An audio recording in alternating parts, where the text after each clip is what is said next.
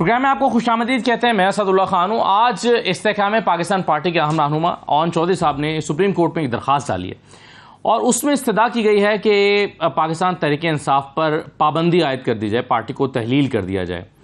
ये और इस दरख्वास्त में कुछ और भी चीज़ें कही गई हैं, उन पर हम आगे चल के बात करते हैं और फिर देखेंगे क्या सियासी जमातों पर पाबंदी लगनी चाहिए, क्या ये बाकी सियासी जमातों का भी यही मुतालबा है, लगाई जा सकती है। क्योंकि एक ख़त ख्वाजा आसिफ साहब ने भी लिखा है मिनिस्ट्री ऑफ डिफेंस की तरफ से सुप्रीम कोर्ट के चीफ जस्टिस को।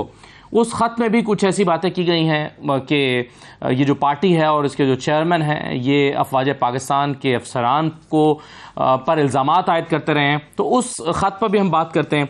साथ ही साथ हामिद खान साहब ने एक ऐसे वक्त में आकर एक तरह से जो है वो एक नया पेंडोरा बॉक्स खोल दिया और वो ये कह रहे हैं कि नवाज शरीफ की नाअहली के लिए फैसला कहीं और हो गया था, जुडिशरी इस फैसले के लिए इस्तेमाल हुई है।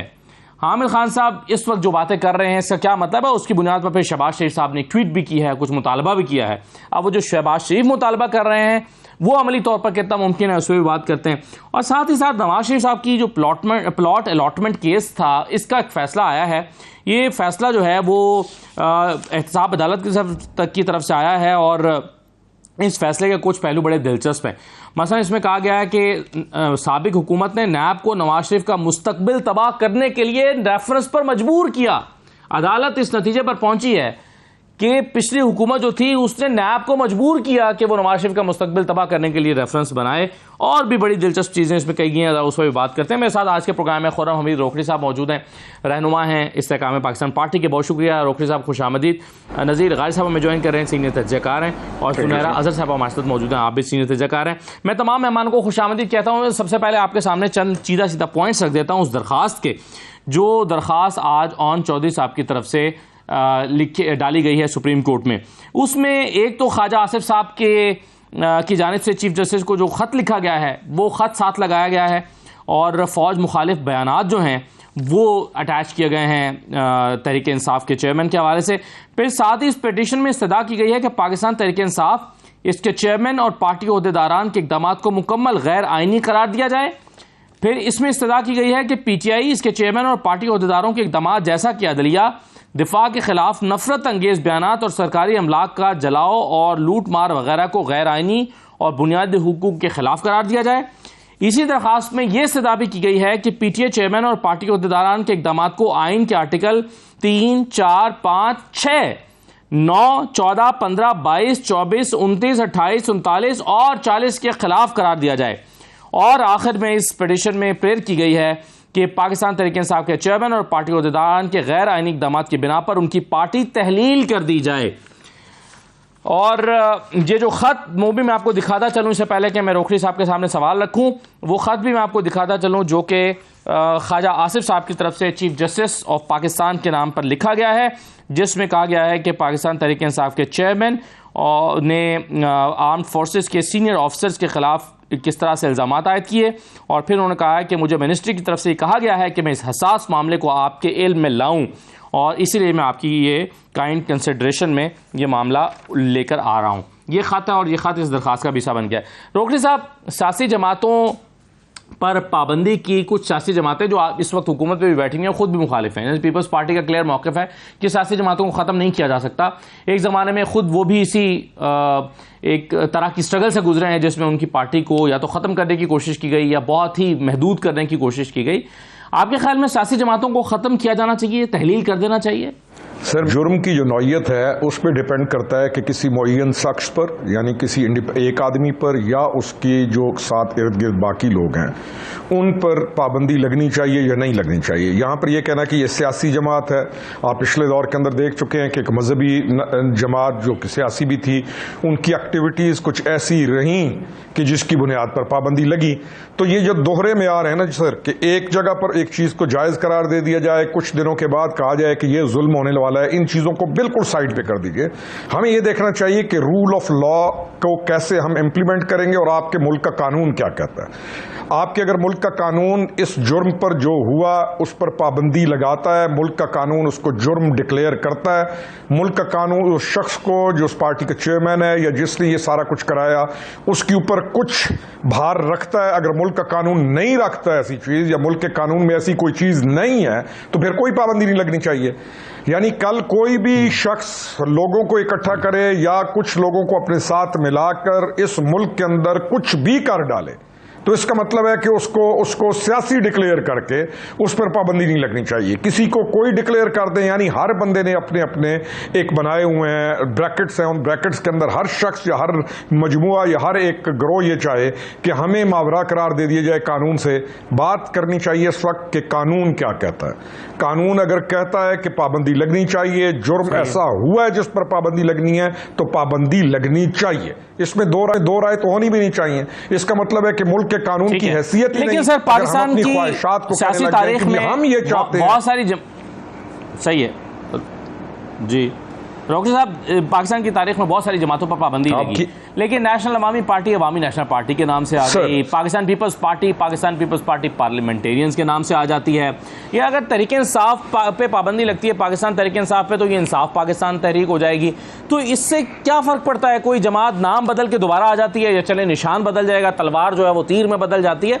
मेरा कहने का मतलब ये है कि ये इससे फ़ायदा क्या हासिल होगा? सर फायदा जो कानून का जो निफाज होता है ना, उसके अगर हम ये देखें कि कानून के निफाज के साथ फायदा क्या हासिल होगा तो ये एक सवाल क्या जवाब दिया जाए। दूसरी चीज ये है कि हम इतनी रिलैक्सेशन कानून में या किसी तरह की निकालें क्यों कि दोबारा वही चीज दोबारा आ जाएगी या दोबारा कर दी जाए। तो हमें भी इस्लाहात की ज़रूरत है, उन रिफॉर्म्स की ज़रूरत है जिसकी वजह से हम इस पार्टी जिसके ऊपर आज पाबंदी क्या चल रहा है, जिसके साथ हम मिले थे कि जब हम पावर में आएंगे तो मुल्क में रिफॉर्म्स लाएंगे, हम पावर में आएंगे तो प्रोग्रेसिव एक गवर्नमेंट करेंगे, पावर में आएंगे तो मुल्क को अपलिफ्ट करेंगे। उन तमाम चीज़ों को खड्डे में फेंक कर कौम को मिलिटेंसी की तरफ लेके जाने का जो जुर्म है, ये बहुत बड़ा जुर्म है। इसको कानून के मुताबिक डील करना चाहिए। पीपल्स पार्टी को कहीं से एक सेक्शन ने कुछ किया, पीपल्स पार्टी कंप्लीट ने मिलिटेंसी का रूप नहीं धारा था, ना बाकी जमातों। जिस जमात ने militancy with in the country की, पीपल्स पार्टी वो नहीं थी। इसलिए आप पीपल्स पार्टी को या एएनपी को कंपेयर नहीं कर सकते इन इवेंट्स के साथ जो इस जमात ने पिछले दिनों। सर देखें, इल्जामात इसी नौयत के लगते रहे हैं। जुल्फ़िकार आप जानते हैं पीपल्स पार्टी के रहनुमाओं पर किस किस नौयत के त्यारों को हाईजैक करने तक के इल्ज़ामात लगे हैं। खुद नवाज शरीफ पर एक त्यारा साजिश और हाईजैक करने का इल्ज़ाम लगा है। तो इल्ज़ामात तो गद्दारी के भी लगे हैं, दहशतगर्दी के भी लगे हैं सियासी जमातों पर, और उनके खात्मे की कोशिश भी हुई है। लेकिन नज़ीर गारी साहब, आपकी इस पर मौक़िफ़ क्या है कि अगरचे सियासी जमातों के साथ इस तरह का सलूक को नई बात नहीं है, ये माजी में कई चीज़ें हमें मिलती हैं, मिसालें मिलती हैं, लेकिन हमने देखा कि सियासी जमातें अल्टीमेटली ख़त्म नहीं हो सकी। अब ये जो एक नई दरख्वास्त आई है, आपको एक तो इसका स्कोप क्या लगता है? आपको लगता है कि क्योंकि एक तरफ मुकदमात जो है वो चल रहे हैं, मिलिट्री कोर्ट में भी चल रहे हैं, दूसरी अदालतों में भी चल रहे हैं, मुकदमात अपने अपने तौर पर चल रहे हैं, लेकिन क्या इन मुकदमात का फैसला होने से पहले ही पार्टी तहलील हो सकती है?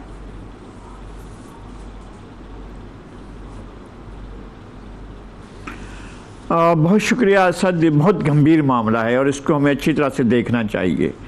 पहली बात यह कि ऐसे हालात क्यों पैदा हुए कि एक नॉन पॉलिटिकल एंटिटी को आपने पॉलिटिकल बनाया, फिर उसके लिए सहूलतकारी की और लगातार कई बरस तक उसकी सहूलतकारी की जाती रही, उसको प्रमोट किया जाता रहा, उसके लिए वसाइल मुहैया किए गए, उसको इन किया गया, उसको इक़्तिदार में लाने के लिए तमाम हरबे इस्तेमाल किए गए और फिर तमाम हरबे इस्तेमाल करने के बाद उसे इस इक़्तिदार की मसनद पर लाकर बिठा दिया गया और फिर उनकी तमाम बागें जो हैं एक तरफ हो गई और फिर उनको ये मौका दिया गया कि वो जिस तरह चाहें नैरेटिव बनाएं। ये आज तक ऐसा हुआ है कि पाकिस्तान का कोई भी इदारा किसी खास सियासी पार्टी के मंशूर पर अमल दरामद करने का पाबंद हुआ हो या ऐसा हुआ हो और इस बात को इग्नोर किया गया। देखिए, पाबंदियों की जो तारीख है वो बहुत पुरानी है। 1953-54 में जो है जुक्तो फ्रंट जो है इलेक्शन जीत कर आता है और वो 300 से की निशस्तों में 250 के करीब निशस्तें जीत लेता है। मुस्लिम लीग को 9 सीटें मिलती हैं। उस वक्त कांग्रेस भी इलेक्शन लड़ती है और कांग्रेस को 10 सीटें मिलती हैं और ये 200 से 250 से 250 के दरमियान सीटें लेती है, इक़्तिदार में आ जाती है और 3 महीने के अंदर अंदर उसको कहा जाता है कि तुम गद्दार हो, तुम खाइन हो और वो शख्स जिसने करारदाद लाहौर यहाँ पेश की, जहाँ हमने मीनारे पाक, उस शख्स को कहा गया कि तुम गद्दार हो, फिर 3 साल के बाद उसे कहा गया कि नहीं तुम मुहब्बे वतन हो और गवर्नर बन जाओ। ये हमारे अवामी लीग के लिए रास्ते सारे के सारे साफ किए, और अवामी लीग के लिए यहाँ तक किया आपने कि इलेक्शन हमने सीखा क्या है, तारीख से क्या सीखा है हमने तारीख से कुछ नहीं सीखा है, लेकिन मैं फिर ये अर्ज करता हूं कि जब आप चीज़ें ऐसी बनाते हैं तो आपको इन चीज़ों के बनाने से पहले ये सोचना चाहिए कि क्या आपका ये मैंडेट है कि आप चीज़ें बनाएं, क्या ये आपका मैंडेट है कि आप पॉलिटिकल पार्टीज को बनाएं, कंस्ट्रक्ट करें और सहूलतकारी करें और उनको बनाकर कौम के सामने ले आएं और फिर उनकी तमाम बागें छोड़कर उनको कहें कि जाओ मुल्क पर चढ़ जाओ, और फिर एक ऐसा बयानिया बना दें। मैं 11 महीने से लगातार 13 महीने से मैं कह रहा था, जब तक कि ये हुकूमत इनको जब से हटाया गया, मैं ये समझ रहा हूँ, मैं ये कह रहा हूँ कि जनाब पाकिस्तान की इस्टेब्लिशमेंट इस जमात की सहूलतकारी कर रही है। आखिर वक्त तक इग्नोर किया जाता रहा, जब तक कि वो इदारे के ऊपर चढ़ गए और बाकायदा हमला कर दिया, बाकायदा जाकर अलामतों पर आग लगा दी गई, जब बाकायदा GHQ पर चढ़ दौड़े, बाकायदा जाकर कोर कमांडर हाउस पर हमला कर दिया, आग लगा दी, बाकायदा जाकर जो है सरगोदा और मियाँ वाली में जाकर इन्होंने बाकायदा आतिशजनी की और शहदा की यादगारों को जला दिया। इस जगह पर जाने के बाद फिर आपके लिए सवाल खड़ा हुआ कि जनाब आप इसको, तो लगारी साहब आप इन बुनियादों पर आप समझते हैं कि पिटीशन बिल्कुल सही डाली गई है ऑन चौधरी साहब की बुनियाद पर? ऑन चौधरी साहब की तरफ से पिटीशन बिल्कुल सही डाली गई है? मैंने ये नहीं कहा है, मैंने ये नहीं कहा, ये जवाज नहीं है। मसला ये है कि आप किसी को इस कदर सहूलतकारी ना करें कि वो अपना बयानिया बनाए, या ये कि इस तरह का बयानिया दे और लोगों के जहनों को मसमूम कर दे। मैं कहता हूं कि ये कोई काम नहीं है, और जिन लोगों ने बनाया है वो पछता रहे हैं, और जिन लोगों ने ये सारा कुछ किया उन्हें इस बात का अफसोस है। लेकिन इसका क्या कसूर था कि आपने पाकिस्तान के एक सिक्योरिटी के इदारे पर चढ़ दौड़े? मतलब मैं ये कहता हूं कि आप, इसके बावजूद मैं ये कहूँगा कि पाबंदी लगाना किसी मसले का हल नहीं है। पाबंदी लगाने से मसाइल पैदा होंगे, मसाइल हल नहीं होंगे। ठीक है। और जो लोग भी इसकी वकालत कर रहे हैं वो सियासी तौर पर अपने आप को नाबालिग साबित कर रहे हैं। किसी भी ऐसी सियासी जमात को जिस पर पाबंदी लगाने के बारे में सोचना या पाबंदी लगाने की वकालत करना जो है वो किसी तौर पर भी मुनासिब नहीं होगा। आप सियासी मैदान में उसका मुकाबला करें। अब वो तमाम चीज़ें लाएं। अब भी वो ये कह रहे हैं कि जनाब इस बंदे ने तो एक झेले की करप्शन नहीं की। भाई करप्शन के रिकॉर्ड तोड़ दिए हैं, वो लाएं सामने। अब कौम के सामने चीजें लाएं कि क्या किया है कौम के साथ। अखलाकी दिवालियापन इसने कौम का निकाल दिया, कौम को टोटली दिवाला कर दिया। ये जितने हालात इस हुकूमत ने जितने खराब किए हैं, ये खराबियों की बुनियाद जो है वो पहले रखी जा चुकी थी और सबका हुकूमत रखी थी, और उसी ने आकर आखिरी बार किया है उन लोगों के ऊपर जिन लोगों ने इनको आकर इख्तियार में दी। सर बहुत लंबी चार्जशीट आप समझते हैं तहरीक इंसाफ और उनके चेयरमैन के हवाले से एक लंबी फहरिस्त है, एक लंबी चार्जशीट है जिसमें से कुछ चीज़ों को आपने कहा, अखलाकी दिवालियापन, फिर करप्शन, लेकिन इसके बावजूद आप समझते हैं कि इस पार्टी पर और ऐसी पार्टी पर जिसने कौमी इदारों को नुकसान पहुंचाया, आप समझते हैं उस पर पाबंदी भी नहीं लगनी चाहिए?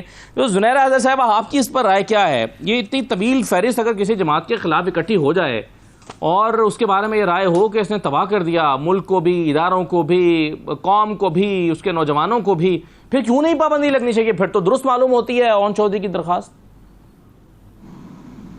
Well thank you very much. देखिए there is no way about it कि आप इसको एक ब्लैंकेट और स्वीपिंग स्टेटमेंट की तरह इस सारे फिनोमेना को हैंडल करें, बिकॉज ये बहुत कॉम्प्लेक्स सिचुएशन क्रिएट हुई है। 9 मई से पहले बिल्कुल कुछ और था, 9 मई के बाद एक और शक्ल सामने आई है, and it is so shocking for everyone कि चीज़ें किस तरह चेंज हुई हैं and did actually nobody saw it coming. सबसे बड़ी हैरानकुन बात तो मेरे लिए ये है कि क्या पीटीआई जो कि डायरेक्टली इसकी विक्टिम बन रही है और इसमें इन्वॉल्व है, क्या उनको नजर नहीं आ रहा था कि वो किस डायरेक्शन में जा रहे हैं? I am a student of civil military relations, और किस तरीके से civil military relations national security पे इम्पैक्ट करते हैं, ये एक ऐसी सैर हासिल गुफ्तगू है कि दुनिया इस पे बैठ के अभी तक पेपर्स लिख रही है, पब्लिकेशंस हो रही हैं, रिसर्च हो रही हैं, और हमारे यहाँ सबसे बड़ा मसला ही सिविल मिलिट्री रिलेशन है, but nobody has ever talked about it from that perspective. बार बार वही सामने आता है, बार बार वही सामने आता है। बट 9th में इफ आई से was the most horrible picture of that, तो वो गलत नहीं होगा। सारी पीटीआई की जो वोट ऑफ नो कॉन्फिडेंस से लेके 9th मई तक की चीजें थी वो एक तरफ, और ये एक वाकया एक तरफ, बिकॉज जितनी रेजिलियंस पाकिस्तान आर्मी में है उसके बाद ये एक्सपेक्ट करना कि ऐसे वाकये के बाद वो रिस्पॉन्ड नहीं करेंगे, ये इटसेल्फ एक बेवकूफ़ी है, और जो कोई भी ये समझता है वो अहमकों की जन्नत में रह रहा है। नंबर 2 का जो वन मैन शो होना या नो ऑल इमेज है कि उन्हें सबसे बेहतर पता है चीज़ों का, और जिस तरीके से उन्होंने जो उनको अवामी सपोर्ट मिली वोट ऑफ नो कॉन्फिडेंस के बाद उसको मिस यूज किया है, दैट इज ऑल्सो अनप्रेसिडेंटेड। वो उनकी पावर हो सकती थी, वो उनकी स्ट्रेंथ हो सकती थी, डिसीजन उनका होना था, उन्होंने उसको किस डिसीजन में लेके जाना, लेकिन बिल्कुल सही है। जिस डायरेक्शन में वो गया है उसका टिपिंग पॉइंट 9th में था। तो अभी चाहे ऑन चौधरी की दरखास्त आए, चाहे ख्वाजा आसिफ की, इट डजंट बिल्कुल सही है ये, लेकिन ये अगेन इस पर बिल्कुल सही है, उनके स्ट्रैटेजी पर बहुत सारे क्वेश्चन उठाए जा सकते हैं। लेकिन जब उन्होंने सबियां तोड़ी थी, अगर कानून के मुताबिक 90 दिन में इलेक्शन होते तो शायद आज की तारीख पाकिस्तान की मुख्तलिफ होती, शायद 2 सूबों में हुकूमतें बन गई होती और काम हो रहा होता, शायद उन्होंने फोर्स किया कि पूरे पाकिस्तान में एक साथ इलेक्शन हो जाए, जैसे कि उनको मशवरा दिया जा रहा था, जैसे कि खुद हुकूमत समझती थी, तो ये भी तो मुमकिन था। जी असद, मैं यहाँ पे यही ऐड करने लगी हूँ कि मैंने जैसे शुरू में कहा कि it is so complex a thing कि आप 9th मई से पहले की चीजों को डिस्कस करने लगे तो उनकी पॉलिटिकल स्ट्रैटेजी में बहुत सारी खामियां थी, और उसी दौरान जो कुछ पीडीएम गवर्नमेंट कर रही थी वो भी बहुत कुछ गलत था। मतलब आइन और कानून तो कहीं नजर ही नहीं आ रहा था, और आपको अगर पता हो कि आपका अपोनेंट कैसा है तो फिर आपको फैसले भी वैसे लेने चाहिए। आपको सब समझा रहे थे असेंबलीज ना तोड़े, आपने कहा नहीं, आई विल डू दैट। सो वो जो आय का फैक्टर है ना, सिंगल मैन, सिर्फ मेरे डिसीजंस चलेंगे, उसने बड़ा नुकसान दिया है पीटीआई को एज अ पार्टी। और मैं इससे बढ़ के ये कहूंगी कि जो पूरी अवाम ने जो इस वक्त बहुत बड़ा मैंडेट समझते थे पीटीआई के लोग कि हमारे पास है, उन लोगों की जो एक्सपेक्टेशंस थी कि सिस्टम चेंज होगा, कोई नया निज़ाम आएगा, हम लोग अपनी मर्जी के मैंडेट से आई हुई गवर्नमेंट से हिसाब किताब कर सकेंगे, कुछ डेमोक्रेसी में आगे बढ़ेंगे, उन लोगों के ख्वाब कहाँ गए? सबसे बड़ा डैमेजिंग फैक्टर तो वो है। तो आपने वापस बैक टू स्क्वायर वन लोगों को खड़ा कर दिया है कि बस इसी पे गुजारा करें। बिल्कुल, ये बात तो ठीक है कि सही है। पाकिस्तान तहरीक-ए-इंसाफ, उनके चेयरमैन, उनकी पार्टी इस वक्त लूजिंग एंड पे खड़े हैं। फैसले अगर सही हो जाते तो शायद सब तालियां बजा रहे होते कि अकेले शख्स ने फैसला किया और कमाल कर दिया। आज सब कह रहे हैं कि वो फैसले गलत साबित हो गए। तो ये तो बहरहाल एक फैसला होता है, वो फैसला या सही होता है या गलत होता है, उस पर फिर बाद में हम या तारीफ़ करते हैं या तनकीद करते हैं।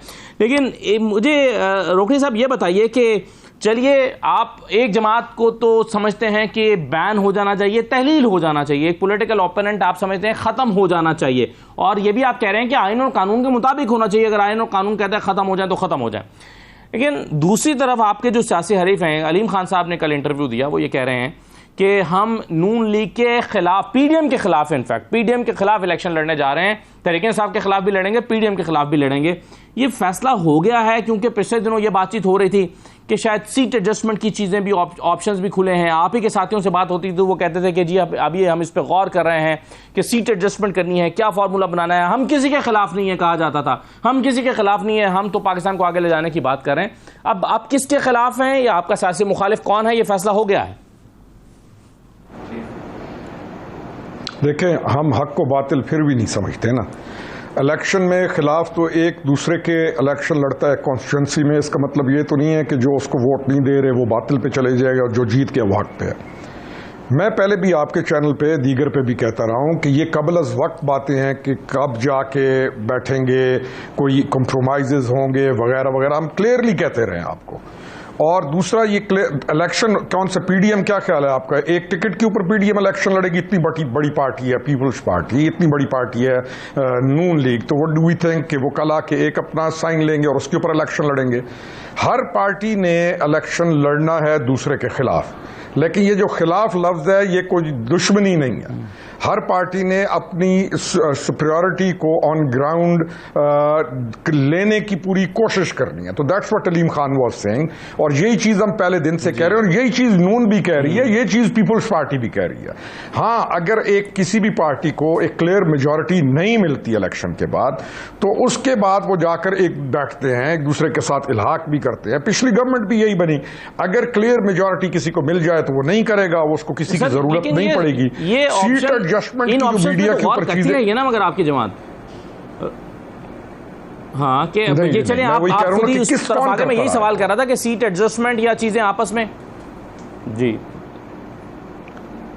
मैं वही तो कह रहा हूं ना जी कि कौन करता रहा। पहले दिन से मैं पार्टी का स्पोक्स पर्सन हूं, मैं पहले दिन से मीडिया के ऊपर आकर ये कह रहा हूं कि ये चीज नहीं है, ये चीजें कबल अज वक्त हैं, सीट एडजस्टमेंट, ये चीजें वो चीजें ये नहीं हो रही जो कि एक मीडिया के ऊपर लाई गई कि जी Jahangir Khan is going to UK, फिर वहां पे नवाज शरीफ के साथ मुलाकात होगी, नून के साथ सीट एडजस्टमेंट हो जाएगी, फलानी हो जाएगी। तो ऐसी चीज नहीं है जो कि ऑन ग्राउंड एग्जिस्ट करती है अभी तक। हर पार्टी ने इलेक्शन लड़ना है, तो ये इनसाइड की कोई स्टोरीज या किसी भी गॉसिप को मेरा ख्याल है नेशनल डिबेट का हिस्सा बनना ही नहीं चाहिए। जी सर। क्या आपकी पार्टी इतनी बड़ी हो गई है कि नून लीग जैसी पुरानी मंजी हुई और तगड़े उम्मीदवार जो 25-25 साल से इलेक्शन लड़ रहे हैं, जीतते भी हैं कभी हारते भी हैं, उनके खिलाफ आपकी पार्टी इलेक्शन लड़ के पंजाब में अपना वज़ीर आला बना सके या जहांगीर तरीन साहब को वज़ीर आज़म बना सके? क्या आप सीट एडजस्टमेंट किए बगैर अपने आप को समझते हैं कि आप पंजाब में मेजॉरिटी ले सकते हैं या पाकिस्तान में मेजॉरिटी ले सकते हैं? सर मैं फिर वही कह रहा हूं ना कि सीट एडजस्टमेंट या ये चीज़ें अभी तक एग्जिस्ट नहीं करती। तो एक चीज़ जो कि अभी तक हासिल हुई नहीं है उस पर मैं क्या बात करूं। दूसरी चीज़ ये है कि हमारी जो पार्टी है इट्स अपहिल टास्क, लेकिन हमने काम करना है। क्या हमें होप है? हाँ, हमें उम्मीद है क्योंकि जिस डायरेक्शन में और जिस तरीके से हम काम कर रहे हैं और जो लोग हमारे साथ हैं और जो अगले आप इस महीने में जुलाई में देखेंगे कि जो लोग हमारे साथ ज्वाइन कर रहे हैं, तो हम पंजाब में बहुत सारी सीटें निकालने के काबिल होंगे। सेम फॉर्मूले की हमारी कोशिश है कि हम केपी के अंदर भी हमारी पार्टी को उस तरीके से हम स्ट्रांग कर लें कि हम केपी से भी सीटें निकालें।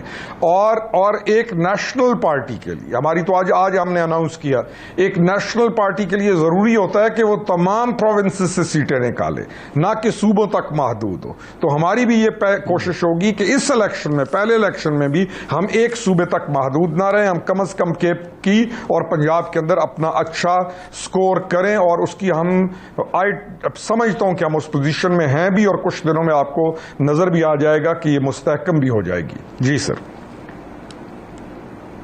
ठीक है, राइट सर। चलिए एक छोटा सा ब्रेक लेते हैं, ब्रेक के बाद वापस आते हैं। मैं जिक्र कर रहा था हामिद खान साहब के इस तज्जिए का या इंकशाफ का, जिसमें वो समझते हैं कि नवाज शरीफ की नाअहली का फैसला या उनको निकालने का फैसला तो कहीं और हो गया था और सिर्फ ये जुडिशरी इसके लिए इस्तेमाल हुई है। उस पर शहबाज शरीफ साहब ने रिस्पॉन्ड भी किया था। इस पर बात करते हैं ब्रेक के बाद।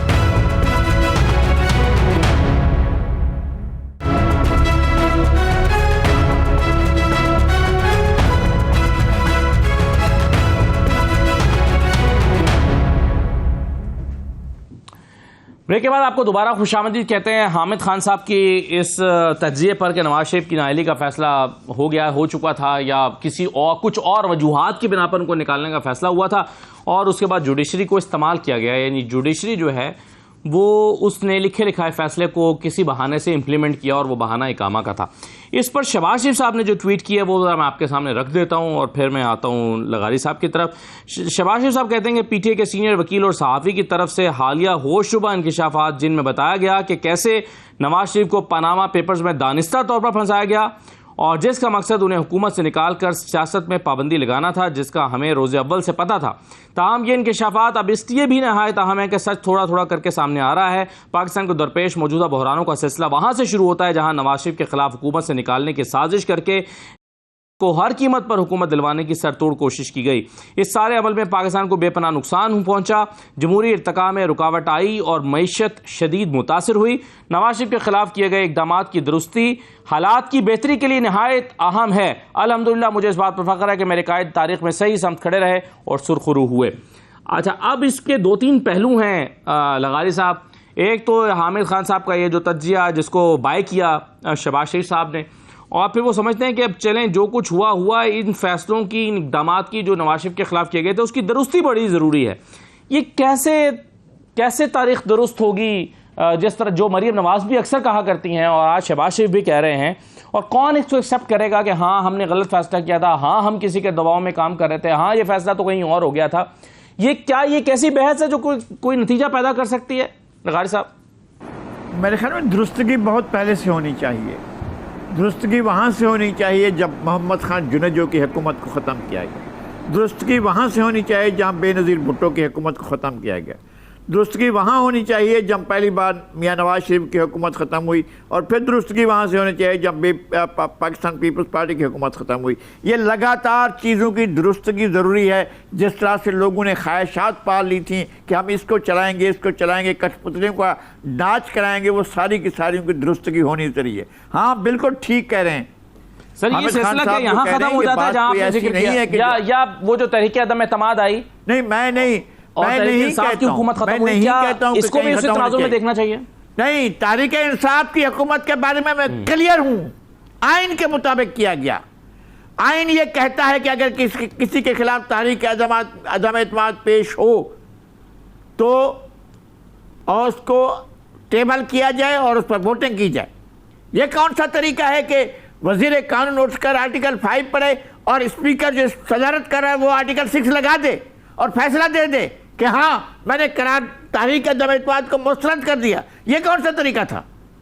और उसके बाद फिर शाम को नहीं, उसी वक्त रिकॉर्ड की हुई तकरीर सुनाई गई जिसमें वो कह रहे कि मैंने असम्बली तोड़ दिया। अभी जिसका आपने हवाला दिया है, यह गैर आईनी था। आइन को एब्रोगेट किया गया, आइन को सबवर्ट किया गया, आइन को बैंक में रखा गया, आइन को तोड़ दिया गया था उस दिन, और उस पर मुहासबा होना चाहिए था। आर्टिकल 6 की कार्रवाई होनी चाहिए थी।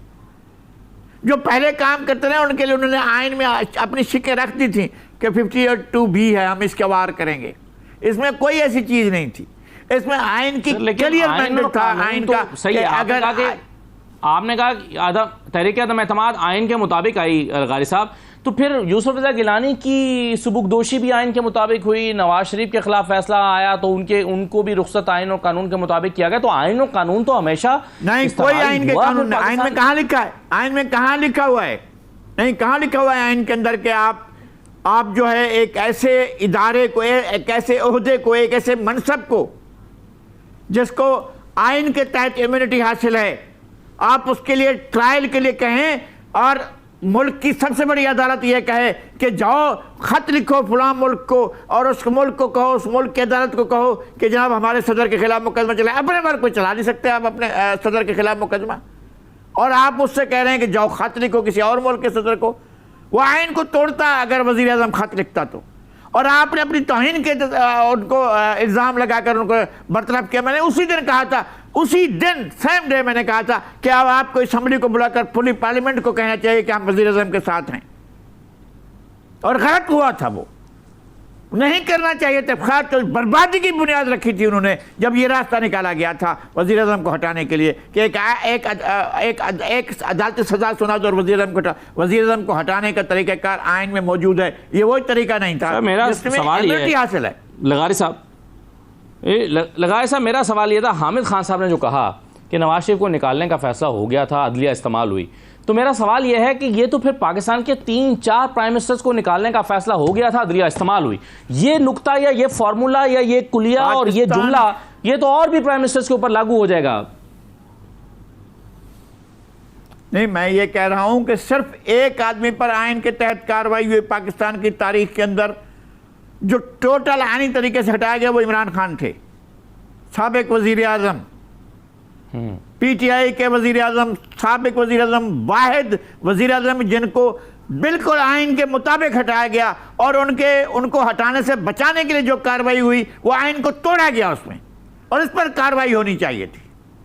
असल कार्रवाई इस बात पर होनी चाहिए थी जो कुछ फवाद चौधरी ने पढ़ा फ्लोर ऑफ द हाउस पर, उस पर कार्रवाई होनी चाहिए थी। जो डिप्टी स्पीकर ने किया था उस पर कार्रवाई होनी चाहिए थी। जो बाद में जो असेंबली तोड़ी गई उस पर कार्रवाई होनी चाहिए थी। आइन को एब्रोगेट किया गया था, आइन को सबवर्ट कर दिया गया था।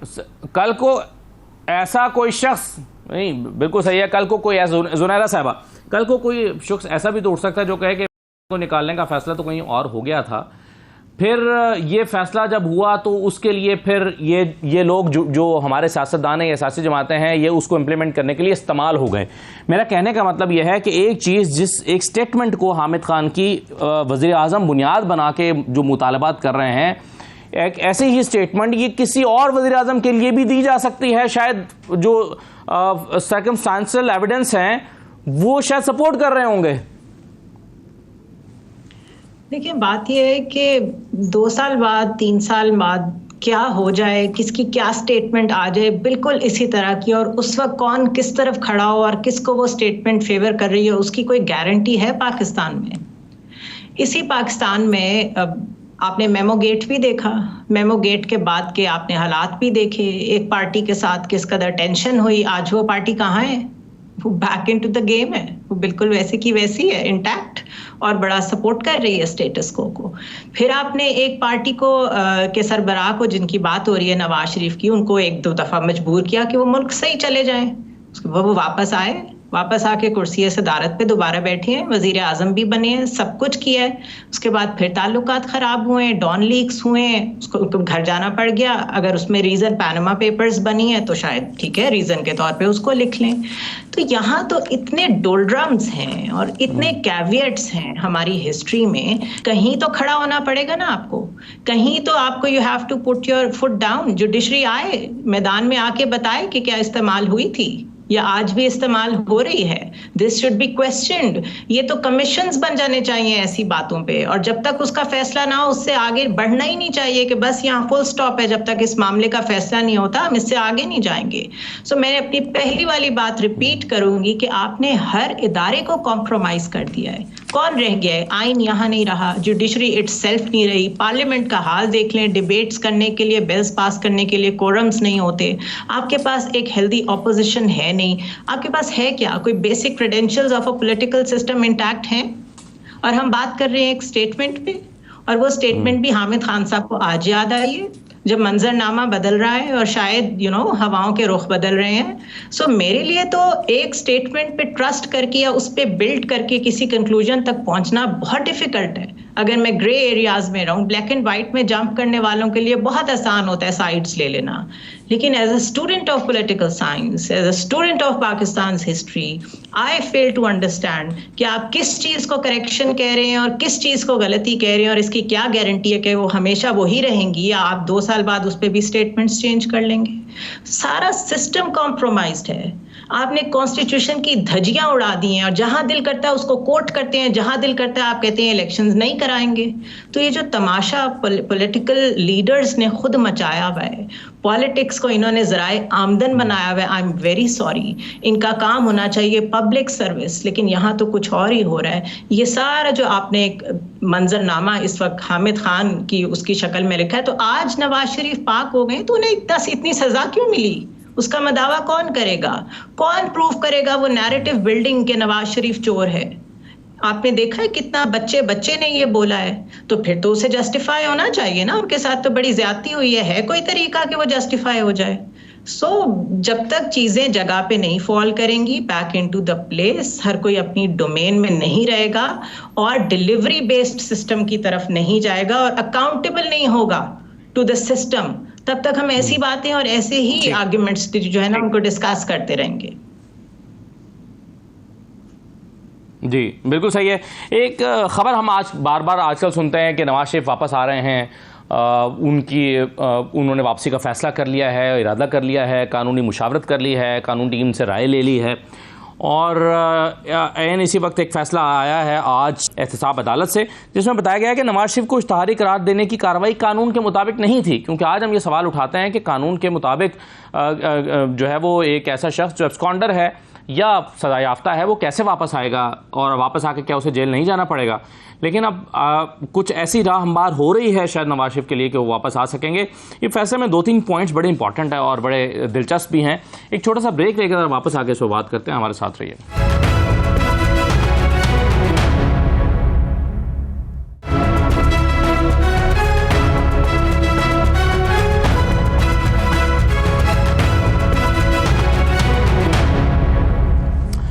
दोबारा आपको खुशामदीद कहते हैं। इससे पहले कि मैं नवाज शरीफ के हवाले से इस फैसले पर आऊँ जिसका मैं भी जिक्र कर रहा था ब्रेक पर जाने से पहले, रोकड़ी साहब के सामने मैं एक दो सवाल रखना चाहता हूँ।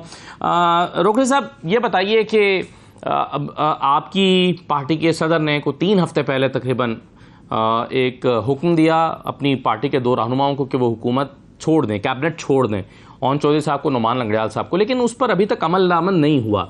क्या वजह आप समझते हैं, क्या हर्डल्स देखते हैं? ऐसा लगता है कि आपकी जमात के लोग हुकूमत में भी हैं और अपोजिशन में भी हैं।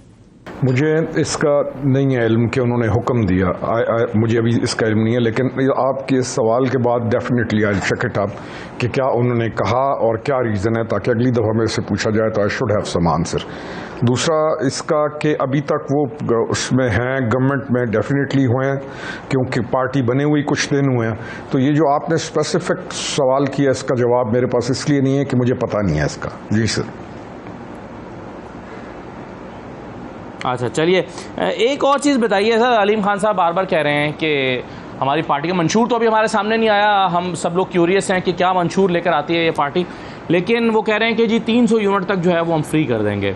ऐसा लगता है कि बगैर होमवर्क के आपके लोग कुछ स्टेटमेंट्स दे रहे हैं, क्योंकि आपके इल्म इकॉनमी की सिचुएशन शायद या तो है नहीं, और अगर है तो आपको पता होगा कि हम IMF प्रोग्राम में हैं और शायद IMF प्रोग्राम में अभी जाना पड़ेगा। ये उबूरी सेटअप है, उसके बाद एक और IMF प्रोग्राम में जाना पड़ेगा, और IMF कभी भी आपको 300 यूनिट फ्री देने की इजाज़त नहीं देगी। लेकिन आप कह रहे हैं कि हम हुकूमत में आएंगे तो 300 यूनिट बिजली देंगे। आप ऐसे वादे क्यों कर रहे हैं जिस पर अमल दरामद नहीं कर सकते?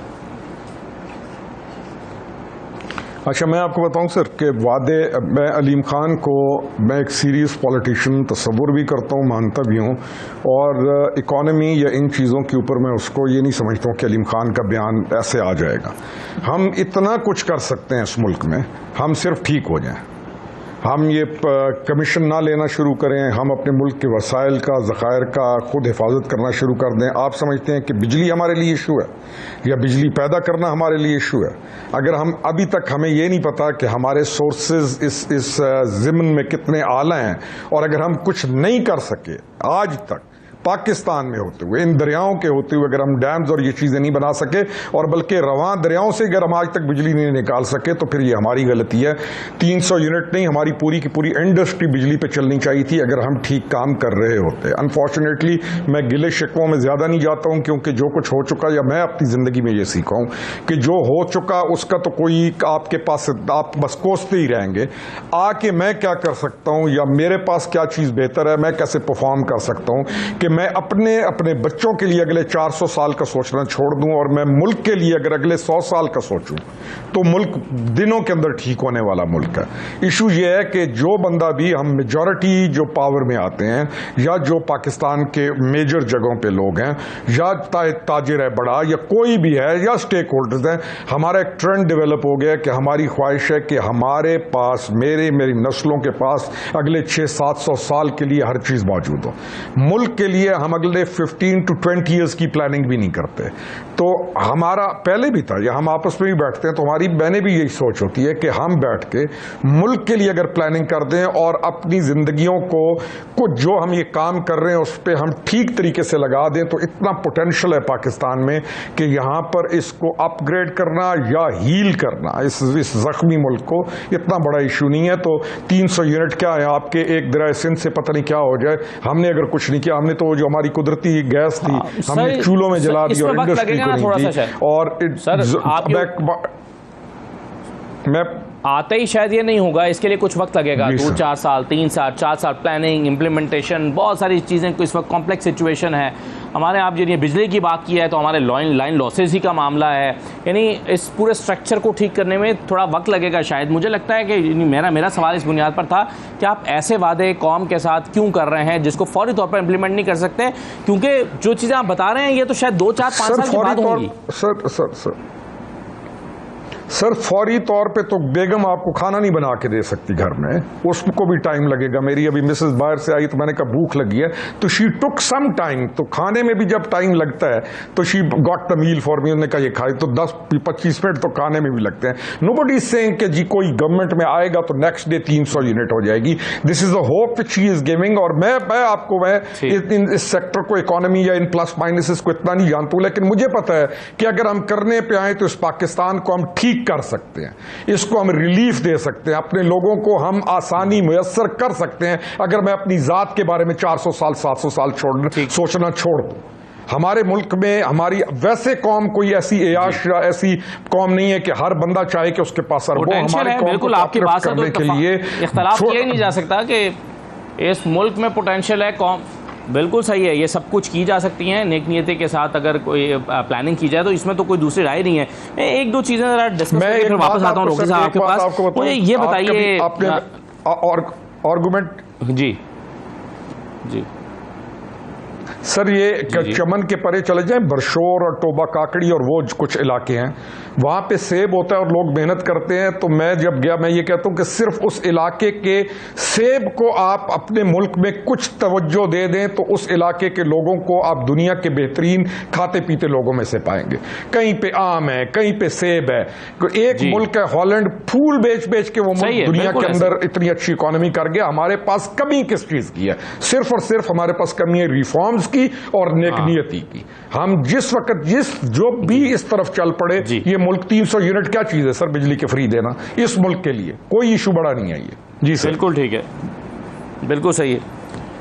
मगर अनफॉर्चुनेटली रियलिटी ये है कि हम IMF के प्रोग्राम में हैं और हमारे पास इस वक्त जो हमारी जेब में पैसे हैं वो 400 अरब डॉलर हैं और 25 अरब डॉलर हमने एक साल में अदा करने हैं। अनफॉर्चुनेटली रियलिटी ये है, जो बातें आप कह रहे हैं वो बहुत अच्छी हैं और बहुत ज़बरदस्त हैं, लेकिन रियलिटी ये है कि हमने 25 अरब डॉलर एक साल में अदा करने हैं, 4 अरब डॉलर के हम इस वक्त मालिक हैं।